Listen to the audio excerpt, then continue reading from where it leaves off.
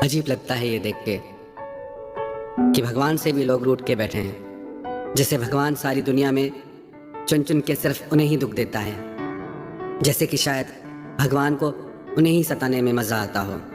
पर ऐसा क्यों होता है?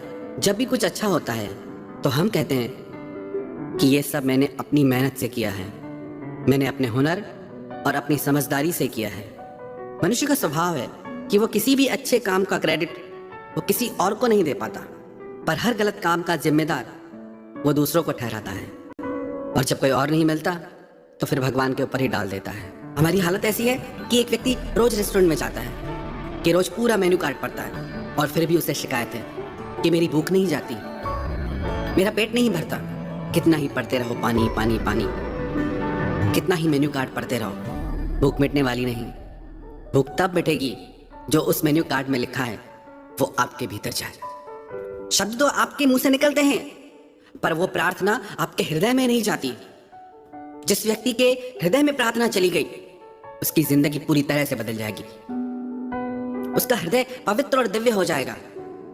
जिसका हृदय पवित्र और दिव्य है वो जो कार्य करेगा वो पवित्र और दिव्य होगा। वो जो कार्य करेगा वो पूरी सृष्टि में खुशियां लेके आएगा। और बहुत आसान है कह देना कि भगवान हमें दुख देता है, क्योंकि सब कुछ वही तो करता है, उसी की ही शक्ति से तो चल रहा है सब। पता नहीं क्यों हमें बातें समझ नहीं आती। परमात्मा एक दिव्य ऊर्जा के रूप में है, पर हर कार्य के पीछे परमात्मा जिम्मेदार नहीं। जैसे आपके पास चलने के लिए पैर हैं, उन पैरों से आप मंदिर जाएं, चर्च जाएं या शराब घर जाएं, वो मर्जी आपकी है, वो चुनाव आपका है। हाँ, ये सही है, हर कार्य होता ईश्वर की शक्ति से है, पर प्रत्येक व्यक्ति कर्म करने के लिए स्वतंत्र है। जैसे आपके घर में अग्नि की सुविधा गैस के रूप में है, अब उससे आप खाना बनाओ, आपकी मर्जी, या उससे अपना घर जला दो, वो भी आपकी मर्जी। हालांकि घर भी अग्नि ने जलाया, खाना भी अग्नि ने बनाया, पर चुनाव हमारा था कि अग्नि की शक्ति क्या करे। बिना अग्नि की शक्ति के न खाना बनेगा न घर जलेगा। अब यदि इसमें हम कहें कि इस अग्नि की वजह से मेरा घर जल गया, तो एक अर्थ में ये सही भी है और एक अर्थ में गलत भी है। याद रखना, परिस्थिति चाहे कैसी भी हो, हम हमेशा चुनाव करने में स्वतंत्र हैं। बहुत आसान होता है हर दुख की, हर गलत बात की जिम्मेदारी किसी और पे डाल देना। परमात्मा दुख नहीं देता। हमें तो शायद ये ठीक से पता भी नहीं कि परमात्मा है कौन, तभी कुछ भी बोलते हैं। लगता है कि शायद कोई ऐसे बैठा है ऊपर, सब चला रहा है। परमात्मा अस्तित्व का नाम है। आप भी परमात्मा की वजह से हैं। क्या आपको याद है दुनिया में आप कब आए, कैसे आए? जो कुछ भी आपको मिला है जिंदगी में, जो भी आपके अपने हैं, आपने मांगे? किससे मांगे? हम रोते हैं कोई चला गया हमारी जिंदगी से, पर जो हमारी जिंदगी में है वो कहां से है? आप लेके आए साथ उन्हें? वो कुदरत की शक्ति है, परमात्मा की शक्ति है। परमात्मा को प्रकृति के रूप में जाने, कुदरत के रूप में जाने, शक्ति के रूप में जाने, अस्तित्व के रूप में जाने। नाम अलग अलग है, वही परमात्मा अपनी ही शक्ति से कभी सगुण रूप में भी प्रकट हो जाते हैं, जिन्हें हम भगवान कहते हैं। परमात्मा को, उनकी कृपा को हम समझे ही नहीं। परमात्मा तो स्वयं अस्तित्व का रूप है। हमारा होना ही परमात्मा की शक्ति से है। मेरा बोलना परमात्मा की शक्ति से है, आपका सुनना परमात्मा की शक्ति से है। परमात्मा एक दिव्य ऊर्जा के रूप में है। लोग परमात्मा से प्रार्थनाएं करते हैं और जब पूरी नहीं होती तो शिकायतें करते हैं। कई लोग कहते हैं मैंने बहुत प्रार्थनाएं की पर भगवान नहीं सुनता। हमारी सबसे बड़ी गलती यह है कि हमने हमारी इच्छाओं को प्रार्थना मान लिया है। हमने हमारी मांगों को प्रार्थना का शब्द दे दिया है।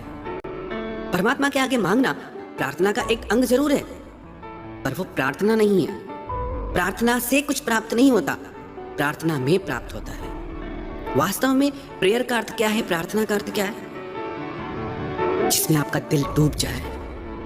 प्रार्थना आपके हृदय को पवित्र कर देती है, दिव्य कर देती है। और पवित्र हृदय, दिव्य हृदय जो भी कार्य करता है वो जिंदगी में हमेशा खुशियां लेके आता है, अपने लिए भी, दूसरों के लिए भी। प्रार्थना का अर्थ है कि जिसमें हमारी आत्मा डूब जाए, हम खो जाएं, हम मिट जाएं, जिसमें बाकी कुछ बचे ही नहीं पीछे।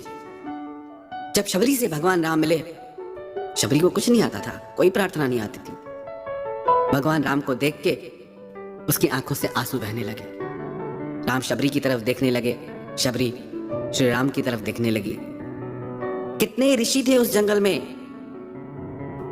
जो संस्कृत में बनी हुई विधि विधान से बनी हुई प्रार्थनाएं करते थे, तपस्या करते थे, पर सबको छोड़ के उस शबरी के पास आए।